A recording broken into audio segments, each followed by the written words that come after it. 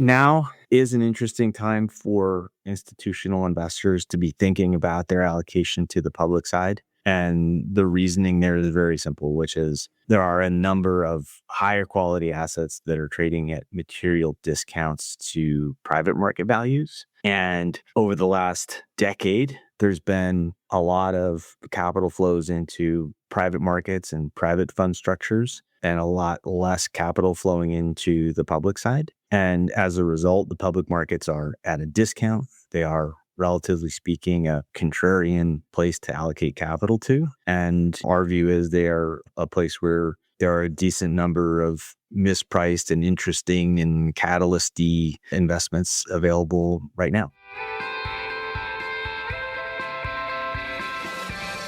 Hello and welcome to the REIT Report. I'm your host, Sarah Borson-Keto. My guest today is Bill Hughes, Managing Director, Liquid Strategies at DigitalBridge Investment Management. Bill is here to talk about the opportunities available in listed real estate, including how the firm worked with a leading sovereign wealth fund to establish a dedicated allocation to listed real estate. Bill, welcome to the podcast.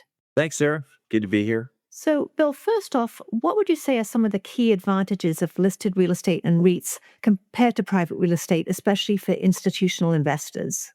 From our perspective, the REIT market offers a number of interesting advantages and opportunities for real estate investors. First of all, it's home to a number of very high quality real estate platforms and some of the largest and most attractive real estate assets in the world. But on top of that, because these are listed and liquid, the trading dynamics can create interesting opportunities to generate outsized returns over time, because particularly in businesses or situations where there's a layer of complexity, mispricings can result, and there can be very interesting opportunities that we would categorize as sometimes trading opportunities where the dislocation gets resolved very quickly. But sometimes it's a little more of a multi-year sort of special situation where the resolution takes maybe some structural change, and that takes some time for the value to be realized in the public markets, but where basically the complexity of a situation can create interesting opportunities. So what that means from a portfolio standpoint and what it means for institutional investors is that we see REITs as a great way to create complementary exposure to an attractive asset class. And we think that focusing our capital into particular sort of idiosyncratic stories within a fairly rich and diverse opportunity set that is the REIT market provides our investors with exposure to investments that are significantly different from things that they're able to find in the private markets and significantly different from the opportunity set that just a market cap weighted index. And to what extent does the liquidity of public markets provide unique opportunities for sector experts in listed real estate?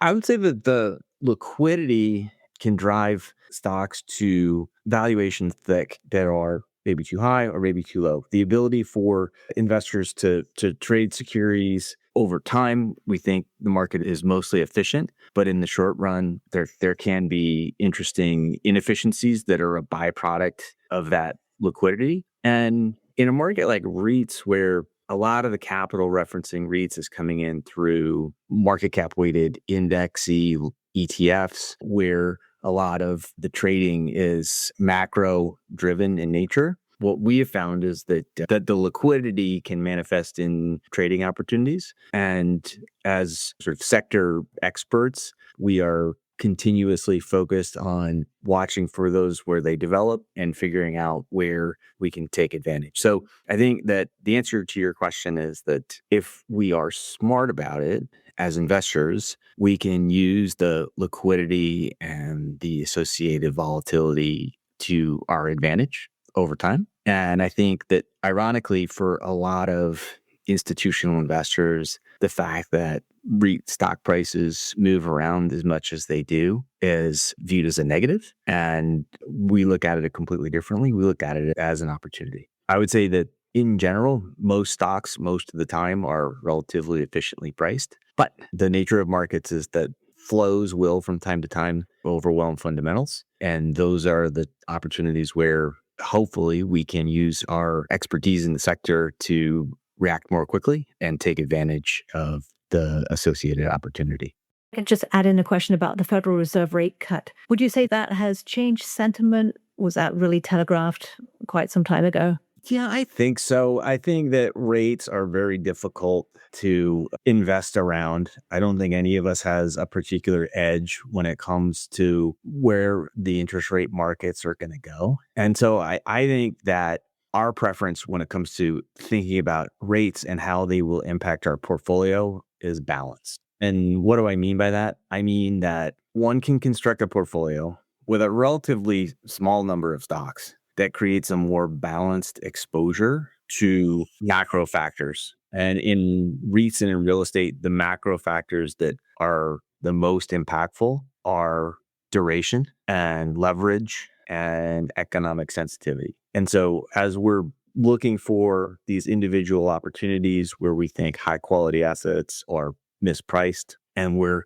taking this group of stocks that we've identified as having those characteristics, turning them into a portfolio, that's when we start to think about interest rate sensitivity, economic sensitivity, and how putting them together creates a portfolio. And in creating that portfolio, what we want to strive for is a balance between businesses that have above normal and below normal sort of sensitivity to these kind of macro factors. And so what we're going to do is size this portfolio of ideas in a way that positions us to be, I don't want to say neutral to changes in rates, but what we don't want to be doing is inadvertently say, we don't want to own a portfolio of 20 stocks where each one is inadvertently correlated to the other because they're all in one way, shape, or form a bet on rates going down. We want to create a balance. We want to own some businesses that have longer duration contractual cash flows with fixed escalators. We think those businesses can really outperform if the economy were to cool and rates were to be coming down as a byproduct.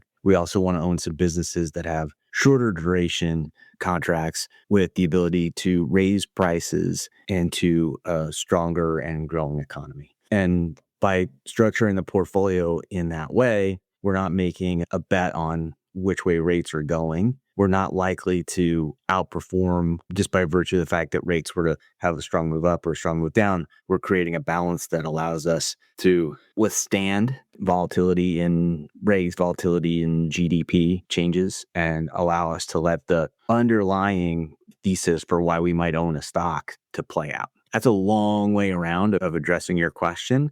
But I think when it comes to rates, the key from our perspective is to have a portfolio that is built to withstand unexpected changes in interest rates. And specific to this most recent move by the Fed, I think it was a highly unsurprising one. It was what was forecast by people who forecast these sorts of things for a living, and not much of an impact from what we saw. And as I touched on in the outset, in 2016, a leading sovereign wealth fund chose to complement its private real estate holdings with a listed real estate strategy managed by DigitalBridge. What were some of the factors behind this decision, and how were you positioned to react?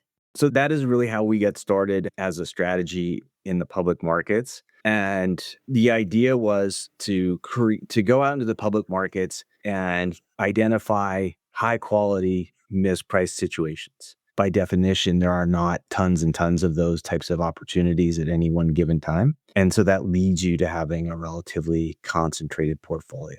Our thinking in building this portfolio for our partner was that we could create something that was very complementary to what they were doing in private real estate, and at the same time generated really attractive returns over the long term. It allowed us to get exposure in the public markets to types of real estate that can be trickier to access in the private markets. And it allowed us to be opportunistic, to change our exposures over time as catalysts we identified played out and as new ones arose. So I think that the very simple idea was that a portfolio that leveraged sector expertise, that focused on catalyst-driven opportunities, that took advantage of inefficiencies in the REIT market, was one that was well situated to outperform over time. And the goal for them and for us is to outperform both the REIT market and the broader sort of private real estate market. And I think it's largely been a success. It's a partnership that endures to this day. And the principles are the same, which is differentiated, idiosyncratic portfolio that in the fullness of time generates meaningful outperformance. And in what ways does a subsector agnostic approach benefit a listed real estate strategy, particularly in accessing modern economy platforms like data infrastructure or logistics? I think that a lot of real estate investors, a lot of REIT investors approach the market with the idea that they want a good amount of diversification. And they create that diversification by having exposure to every single subsector. And a lot of times that exposure to these subsectors will look very, very similar to the market cap weighted benchmark. And we tend to think of it very differently. What we want is to achieve diversification across the factors that we think matter the most. And we think that the factors that matter the most in real estate investments and in REITs are, from a macro perspective, we want to be aware of the duration characteristics, the leverage characteristics, and the economic sensitivity of the business models that we're invested in, or less interested in what subsectors they happen to be in. Maybe said differently, you might think that by owning a handful of industrial REITs and a handful of strip center REITs that you've accomplished some level of diversification. But the numbers would tell you that over a long period of time, those things are actually very correlated. And the reasons for the correlation are not that surprising. Among other things, the conditions that would lead to more or less supply of those types of assets are highly similar. The contract lengths, leverage that those businesses typically run at aren't that dissimilar. The net result is they tend to correlate over time. And our view is we can create a portfolio that has a lot of balance against those factors. And then within it is our performance will then be driven less by the macro and more by the company specific drivers that we're looking for. And I think the other thing to keep in mind in thinking about diversification and subsector allocation is that not all these businesses are equal when it comes to turning revenues or rents into actual free cash flow for the equity owner. And the things that come in between are, most importantly, capital intensity and the amount of capital that needs to be spent to preserve the earnings power of the asset. And so we're always looking for businesses that do a better job of turning rents into free cash flow for the equity owner. We're looking for businesses that require less as opposed to more in terms of the capex required to maintain the earnings power of the asset. And I think that a sort of subsector focused approach can lose some of that emphasis if you feel like you've got to have a certain amount of your portfolio allocated to multifamily, or if you feel like you have to have a certain small amount of your portfolio allocated to office. You might be better off in different types of real estate that are going to give you the same sort of macro sensitivities when it comes to rates or economic growth, but where you might be getting exposure to a business model that does a better job of turning rents into after-tax free cash flow. It sounds to me that active management and a research-driven strategy are really pretty crucial when it comes to identifying mispriced or special situations in listed real estate. Would you agree with that? Absolutely. I think that if you're going to take an active approach and you're going to go into the market and say, we think we've identified something that's mispriced, it starts with being able to figure out why it is mispriced. And it starts with being able to figure out who is on the other side of the trade and what is their view and why might we be right and they be wrong. What is it that they're missing that we know? And what's our level of conviction that our case is going to be proven out? I think active management is central to our strategy, but we feel like we're coming at it from a place where we think we've got certain advantages. Part of it is because we are part of a private markets platform that owns and operates a number of businesses that are highly similar to the types of businesses that we invest in the public markets. And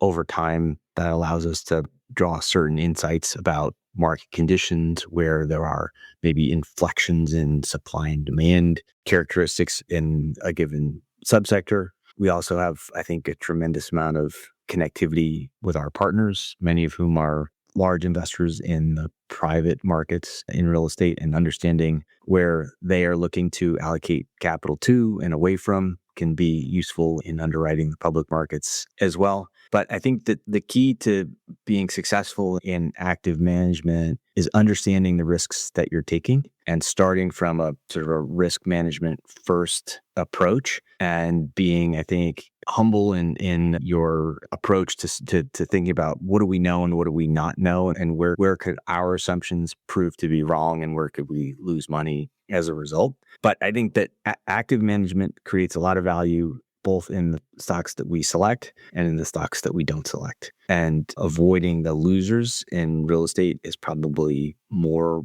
impactful than picking winners. And our experience over time is that a lot of our outperformance, probably the majority of it, comes in periods where the sector as a whole is generating negative returns.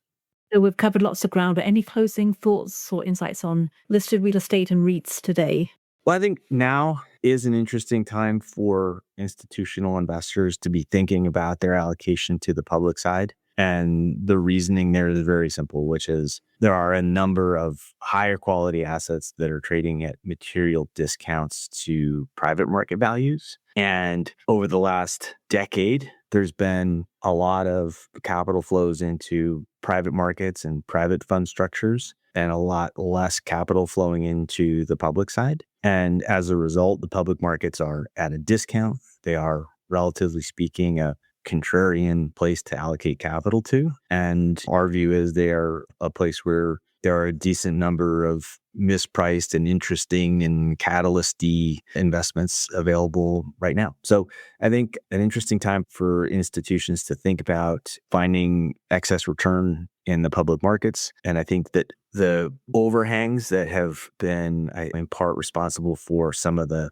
negative sentiment around the sector and maybe some of the underperformance of the sector relative to the broader markets are starting to diminish. So rates are no longer going up. And probably more interestingly, in the wake of all the boom bust dynamics that played out in and around COVID, the net result for a bunch of real estate property types right now is that we're entering a period of low or no new supply. And that's the really simple driver there is, in a post-COVID environment, cost of materials has gone up a lot, cost of labor has gone up a lot, cost of capital has gone up a lot. And so the expense to generate a new asset in, let's say, industrial is a lot higher than it was several years ago. And there's not going to be a lot of new supply coming until rents move up materially to generate more attractive returns that would be required to trigger a supply response.